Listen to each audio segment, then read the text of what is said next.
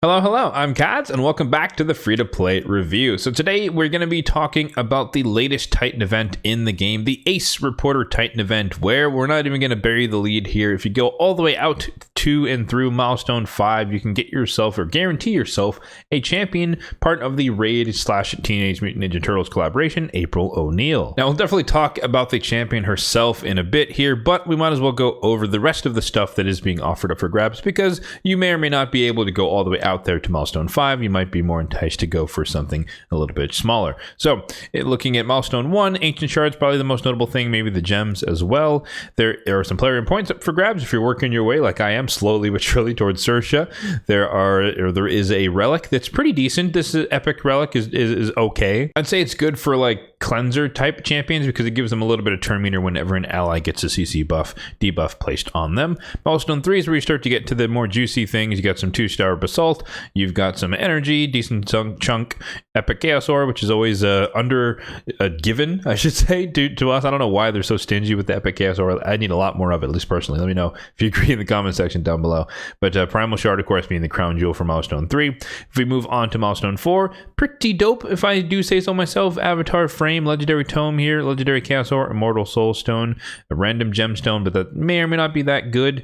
And then moving towards Milestone 5, we start to get to the really juicy stuff. So the rank 3 basalt, a legendary shape gemstone, which that could be definitely very powerful. Another legendary skill tome, so there are 2 legendary tomes up for grabs. Mythical chaos ore, super good to have.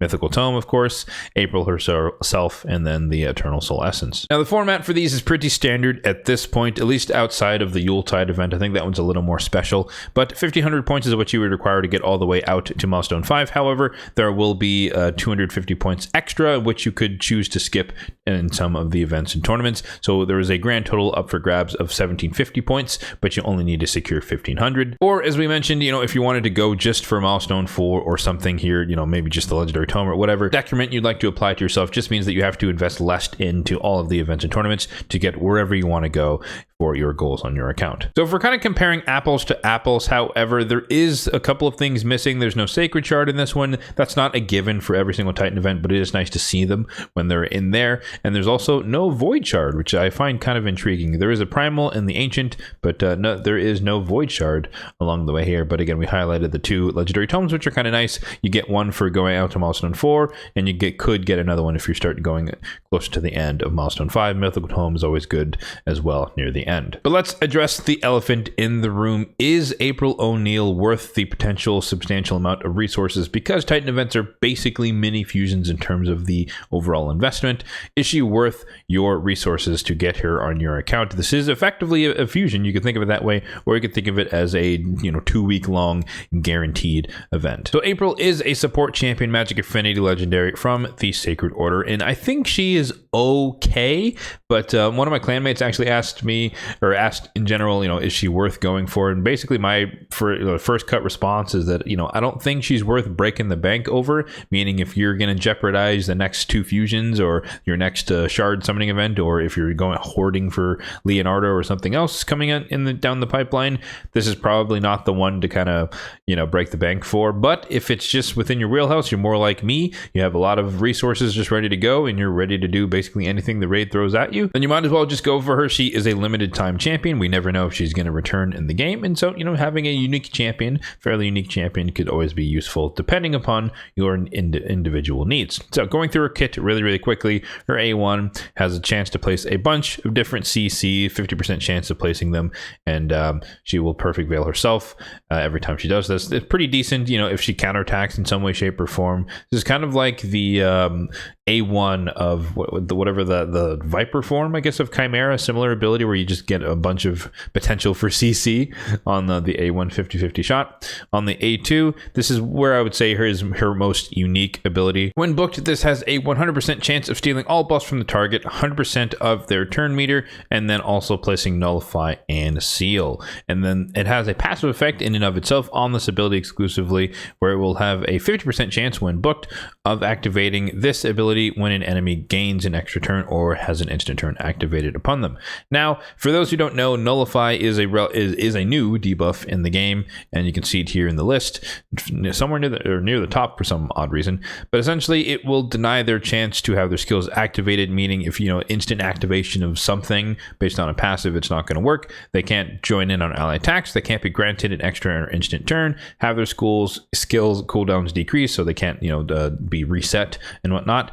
They can't have their shield value increase. They can't have their destroyed max HP restored. They can't have an HP swap applied to them. They can't evade. They can't have their turn meter equalized or their HP balanced. So a lot of kind of one of those negative and positive effect kind of manipulation there. It's not the strongest debuff, but it can be pretty useful. I've actually not really seen her use that much in practicality, but I would be keen to know, since she has a chance to instantly activate this, if she then places Nullify, which would deny whoever got the instant or extra turn. I'm not sure if they still get it because they got their turn before she did it, but she's activating it before their turn ends, so maybe it does negate it. Hard to say exactly, but that could be interesting. And then the other debuff is Seal, which essentially just means that it turns off like your masteries and your gear set bonuses and stuff like that. So the last ability here on the A3 on a 4-turn cooldown, increase accuracy on everyone. It fills a turn meter by 20%, so she could be a decent opening move champion in the arena. And then it grants her next turn, meaning that she will go in primarily to the A2 here and start stealing turn meter and start nullifying people depending upon what's going on there. She does have a speed in arena battles aura, so she's kind of geared more towards PvP, if you couldn't tell already.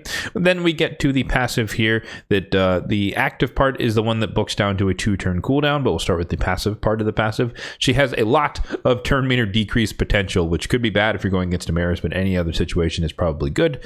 But it will decrease all enemies' turn meters by 10% whenever their enemies has a skill activated. An ally attack gains an extra turn or instant turn, has essentially everything that Nullify would ordinarily get rid of. Any of those things, she will just start decreasing their turn meter, which again could be a massive pushback relative to your enemies.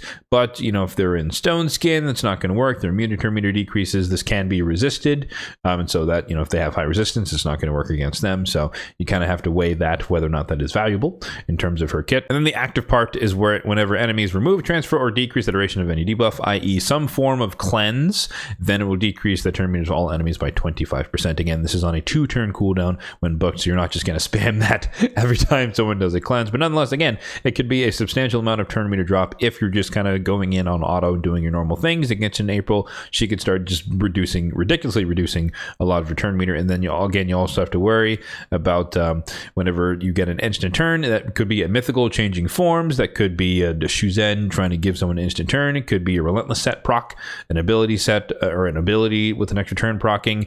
You have the danger of her running in there, stealing your turn meter and nullifying and sealing you. So a decent threat, but again, I don't think she's going to define the meta, at least in the near term, because Stone Skin is still a thing, and in most cases, she's going to be counterattacking into Stone Skin, which is not going to do anything. So it may not be super effective, but that's not to say that she cannot be useful. So without seeing more from her personally, I would say she's probably in the C+, B- tier for a champion. Let me know if you disagree in the comment section.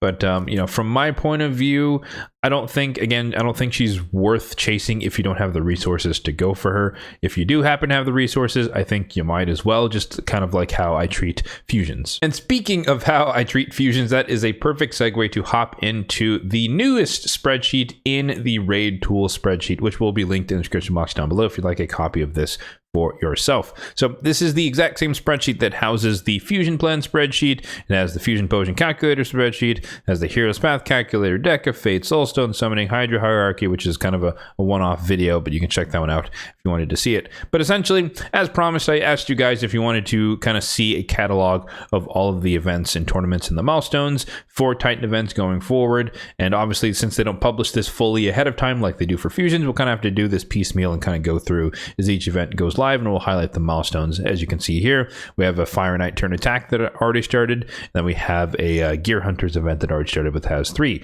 different milestones. But yeah, I'm going to be working to update this throughout the entirety of the Titan event and kind of fill in the gaps here for all of the events and tournaments, and that way we can kind of base our future expectations of Titan events from past Titan events, just like I do with Fusions, so we could have some idea, some semblance of an idea for what they might entail in the future based off historical precedent. So if that is something you're interested in, then again, click the link in the description box down below, and you can follow along as we fill this out over the course of the Titan event. So in terms of my plan relative to the Titan event, you probably already figured it out by now, but I do plan to go all the way out there to milestone 5 to claim April, not because she's an amazing champion, but just because I do have the resources to do it.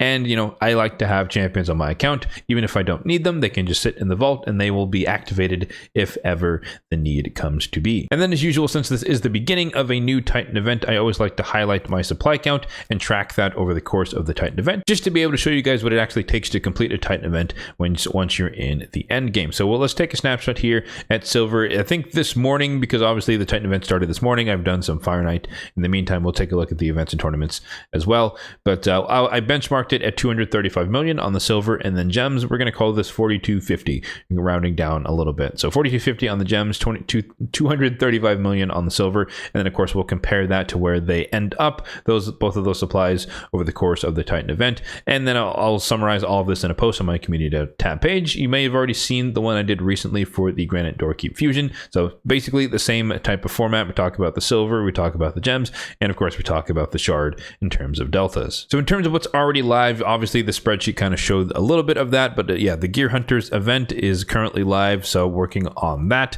Like I said, the Fire Night Turn Attacker tournament is what's going on right now, so I've been working on that. At least the energy from yesterday, I saved a little bit of that pre-reset energy and used it this morning to run that, and then obviously now the post-reset energy I have in order to use that for Fire Night as well. However, I'm holding off on using it, as you can kind of tell a little bit here by not having that much progress here in the Gear Hunters event, because of course CVC starts tomorrow. It's non-PR, but for our clan at least, we do like to make sure that we can, at the very least, if we don't win the non-PR CVC, we get to the milestone, the highest milestone. So it could be 4.8 if we're in tier 5, or it could be the 5.4 million if we're in tier 6. But essentially, I do want to get some of those points, or get as many points as possible to contribute the amount that I need to relative to our win or potential win in CVC. There is also a gear enhancement event starting tomorrow as well, which I'll be participating in. Of course, that will be the first decrement in my silver when we start going with that. And I think historically it's been upwards of like 5,600 is where the points is, a little bit higher than where it is for fusion. So we'll confirm that, put it in the spreadsheet once it goes live tomorrow. And then, as we already mentioned, Fire Night Turn Attack already live, and turn attacks, especially if you're in the end game, you're farming a relatively high level stage at a relatively decent speed. These don't end up taking all that much energy, so you can see here just from the energy from yesterday's reset, using that today, we're already at 2,000 points, so only 600 to go. And for these, I usually opt to just stop once I get to whatever the milestone is for the points, because not in this case at this particular moment, but overall there's usually a lot of overlap between events. There's going to be a champion training overlapping with a turn attack, or a turn attack that's overlapping with something else that's starting soon. And so I like to min-max and just get the minimum required, because I want to do all the dungeons on rotations and kind of get through them, even though it would be nice to get the epic Chaos Ore, as I mentioned a bit earlier. But yeah, because this is only going to take like 3-ish more runs of hard mode stage 6, which is what I run for Fire Night, then the rest of it, because there is still a Dungeon Diaries going on, I'm just going to be running in the event dungeon while it is live. But if that wasn't the case, if there was no event dungeon going on right now, then I just run it in Spider, just because it's faster, or it's the fastest. Also, it's good for CVC points. Again, holding off on the energy refill from here, the same thing from the quests and advanced quests, daily quests, holding off on all of that stuff until CVC starts here. Well, tomorrow morning for me, but obviously 4 hours from now is where it begins. So yeah, that's going to do it for the free-to-play review of the Ace Reporter Titan event. Let me know in the comment section down below what your plan is relative to this Titan event. Are you going all the way out to milestone 5? Do you want the guaranteed champion? It will cost a decent amount of resources. Like I've said, it's kind of a mini fusion, so to speak, if you want to think of it that way in terms of the overall supplies that you may or may not need. Or have you set your sights on something more attainable, that just by kind of playing the game relatively low key with the Primal Shard, milestone 3, or maybe just the avatar frame at milestone 4. As always, if you did find this video helpful, then be sure to hit that like button down below. It really does help out the channel, and feel free to hit the subscribe button down below as well, if and only if you're enjoying the content overall on this channel, for more content just like this one in the future. Thanks for watching, and have a good one.